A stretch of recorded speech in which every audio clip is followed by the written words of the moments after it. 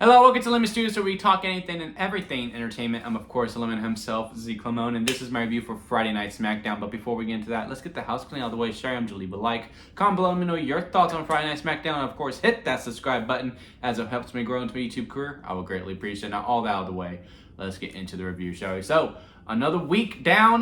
We are now 4 weeks left until WrestleMania, and we had 2 more matches get confirmed, with some others being proceeded to be pushed through.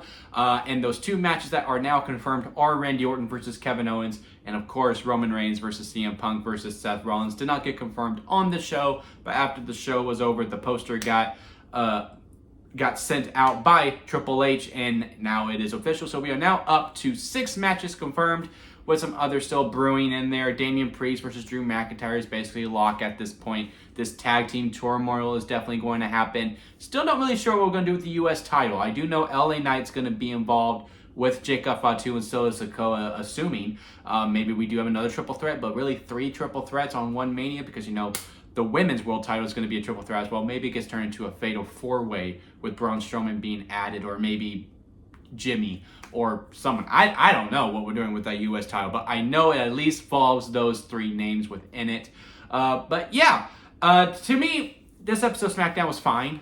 It was nothing bad by any means. I saw, because, you know, it comes out before, and luckily I was able to do my due diligence, and I wasn't able to be spoiled on a whole lot of things. I know, like, the placement of where all the segments were, but for the most part, where the segments happened, I was able to feel organically as I could feel, because, you know, we talked about on my last week's ones, like, some of these moments I just felt a little, like, you know, damped on, like, you know, the Street Profits win the tag team titles. I was like, man, I really wish that didn't get spoiled for me. And then, you know, there were some other segments where I was like, oh, that sounds lame, and then I watched and it was pretty good, like the Tiffany Stratton and Charlotte Flair brawl. Did not like it initially, but then when I saw it in context, I loved the segment. So with this one, I was able to not have many things spoiled for me before watching, but the overall consensus that I got was that this episode was bad, and it was boring, it was bored, it was horrible. SmackDown just needs to be canceled. That's basically what I got from going online, and I just disagree. I disagree with it. Now look, is this a great episode of SmackDown? No. Is 3 hours still too long? Yes. Do I think 2 hours will fix it? Probably not. I do think when they're both at 2 hours and 30 minutes, it is better. I think Triple H is just better at booking 2 hours to 2 hours and 30-minute shows more than he is better at 3 hours. Now, granted, SmackDown doesn't have the roster that Raw had when they were 3 hours, but, you know, some of those, I actually went back and rewatched a couple of those Raws. And I was like, you know, there was some struggle within there. I don't know if I was just lost in the moment with the freshness of the new WWE. But yeah, he struggled with those 3 hours as well. 2 hours is just his pocket. And maybe it will get better when it goes to that. And we do have a new draft, and, you know, we are able to even out the superstars a little bit more. I don't know how even we can make it, especially with how much Netflix is paying for Monday nights. Yeah, you know, it was a fine episode overall. I liked a lot of the segments. I liked that Zelina Vega gave some time. I think we're back at that point where we're just giving people spotlights who don't normally have the spotlight, and us as fans are just not attached to them yet. I'm not as attached to Zelina Vega as I am to a Chelsea Green, or I'm not as attached to a Piper Niven. I'm more attached to Piper Niven than Zelina, but Piper's the villain, and she's also the sidekick to Chelsea Green. And I was just happy that Zelina was given time for me to invest more into her. Now the crowd overall didn't fully get invested within it, like how sometimes it is where, you know, Andrade comes out and he's silent, and then once the match gets going, you know, the people start to make noise. Zelina did not have that effect on this episode. I think the Street Profits tag team match with Los Garza was pretty good as well. Again, obviously we're going to be building to a multi-man match at Mania. It's just a matter of when it finally does get confirmed. But yeah, most of the matches on here were fine, but really nothing to run home about. Tag team match with Damian Priest and Jimmy Uso versus Shinsuke and Drew McIntyre. Fun start. I like how, you know, it really is on site. As soon as the music hits, they see each other. Damian and Drew are fighting each other all the way through. I like the beatdown that Drew gave afterwards. I think the program has gotten a lot better. I think it's a dark horse to really steal the show at Mania. I think these two are like hearing what everyone's saying online. And, you know, yeah, maybe Drew deserves to be in a bigger spot, but I think Damian also deserves to be in a bigger spot too. I think Damian had one of his best years ever, and I think he deserves to have a big spotlight, and I think maybe these two need each other in some ways. And I am looking forward to when that match is officially announced, and I am anticipating that match as well, Damian Priest versus Drew McIntyre. I think it's going to be a good time. At least they're getting showcased. There are some people who are just not being shown at all. Alexa Bliss, I think this is her third episode in a row where she's not being showcased, where again, it's just like, you have her return at the Rumble, has the biggest pop, you have her in the chamber, then you have nothing for her, which is, again, where I kind of go, well, if you're not going to use them on the road to WrestleMania, then don't have them return at the Rumble. Save it for the Raw after, save it for the SmackDown after, because, we got to build for the whole entire year as well. You don't need to blow that load, which I don't think WWE has done. And, a lot of people have been complaining about, the road to WrestleMania, how, oh, this doesn't feel like WrestleMania, it just feels like another PLE. I disagree, because a lot of people are like, well, besides Cena and Rhodes, what else feels like Mania? I was like, okay, well, we can make that same argument for last year's Road to Mania. If it wasn't The Rock and Cody, what else made it feel like Mania? And yeah, I'm just saying Rock and Cody. Roman was playing second fiddle to The Rock. Seth Rollins was playing second fiddle to Cody Rhodes. It just was what it was. And even hell, 39. Now, 39 was an anomaly. There was a lot of storylines that were going really good. You had Roman and Cody. You had Dom and Ray. You had, even Seth Rollins and Logan Paul was a really good program going into it. But, for the most part, as long as you get the main event, you're on the road to WrestleMania. But yeah, anyway, Nia Jax is someone I really wish we could be seeing more of too. I think she had a fantastic year. To me, she's like Damian Priest. They had their two best years ever. They deserve to be showcased on the card in some way, shape, or form. Now, I know it'll probably be a no storyline women's tag team title match that will soon be announced, which kind of sucks for Liv Morgan too. She got the big win over Jade Cargill with the help of Naomi. Jade Cargill's promo that she had on this show too really didn't do much for me. I've been saying this ever since she debuted in WWE. I just think she's better suited as a heel. And her working babyface with Naomi, which I'm still intrigued to see how heel Naomi works. I will say, Naomi, lay in the shots a little bit better, because it looked like something else when you were on top of her. That's all I'm going to say about it. It looked like something else. The hits did not really feel like they were hitting. But again, I don't think she's really been a heel since maybe she debuted. Even that, because she was a Funkadactyl, wasn't she? I don't think she's ever been a heel. So this is all new territory for her. All for her getting them feet wet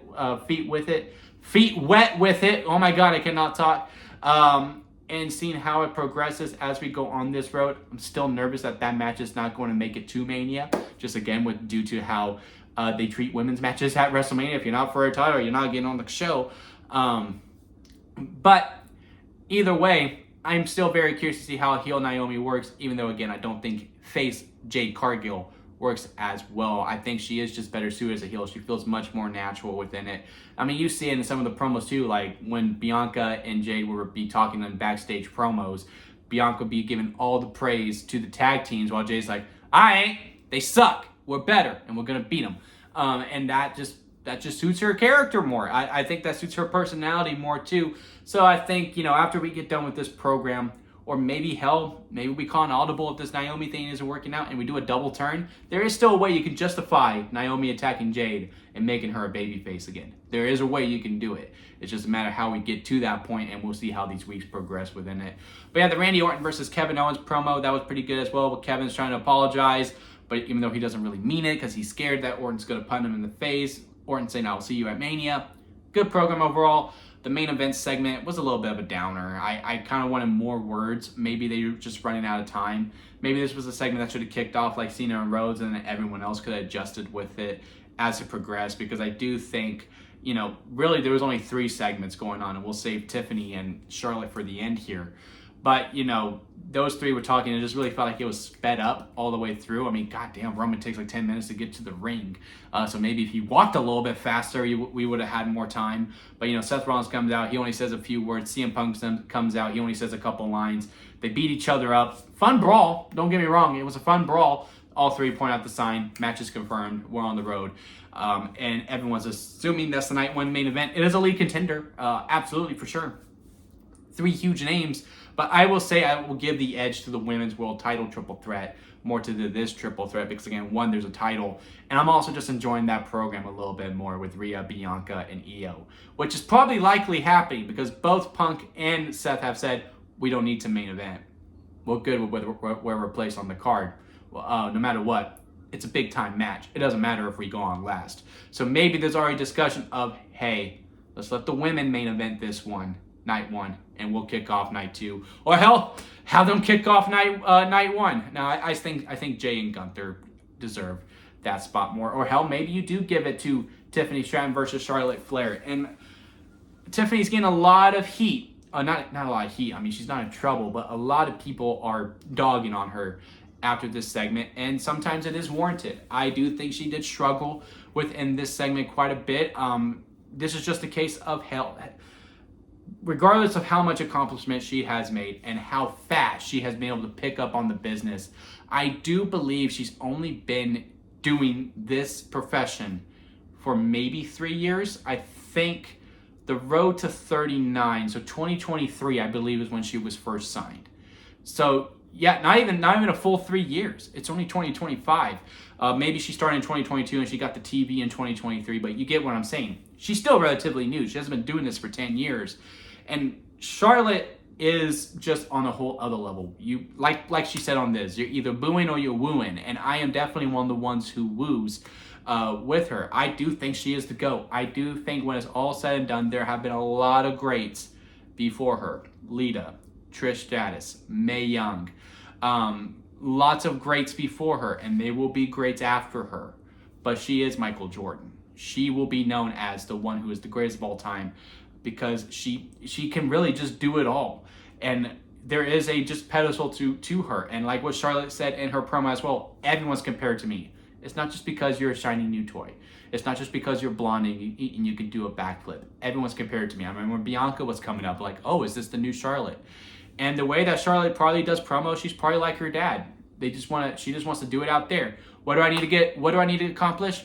Cool. All right. No, we don't need to talk about Tiffany. And, with who she has worked with, she had that great program with Becky Lynch. But Becky Lynch, if you read her book, she's all about trying to make the other person look good as well. Probably had extensive conversations like, okay, let's do this. I'll say this and you say that. Charlotte don't work like that. It's really off the cuff.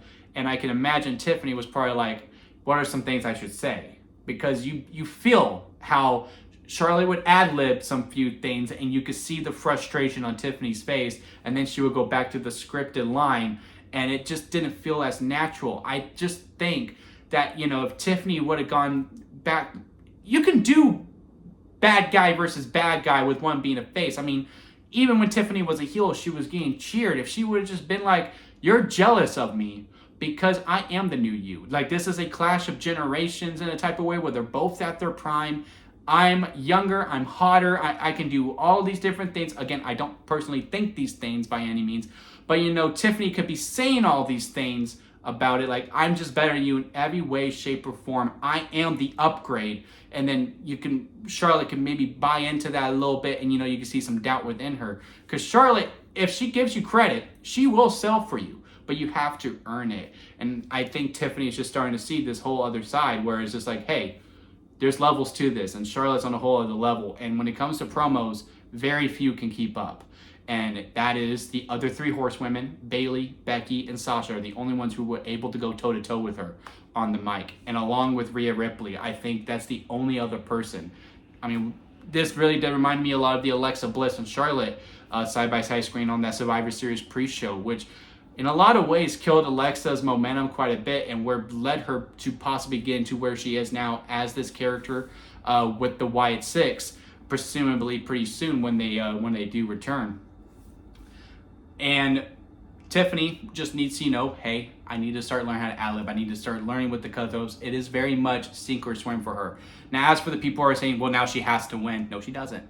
If anything, now she probably has to lose and go to the mid-card, win the women's U.S. title, win the women's IC title, depending on whether they put her on Raw or SmackDown after the draft, where, it's more about match quality than it is about promos, and she could work on the promos, and then we can court her correctly for the second one, because the second one is already better than the first. But yeah, she got cooked. She got cooked this week, but I think she can bounce back. We'll see what happens next week. Hopefully, we do an in promo segment within the ring besides side by side where they're separate. And let's have the feel of the crowd and let's see them going at it, because Charlotte ain't gonna take it easy on her. Charlotte never took it easy on anyone, and that either gonna make or break someone. It's kind of like, you know, when Mania 26 and it was Sheamus versus Triple H, and Triple H told Sheamus, like, look, you're the young upcomer, you took your big shot, you're going after someone really, really big.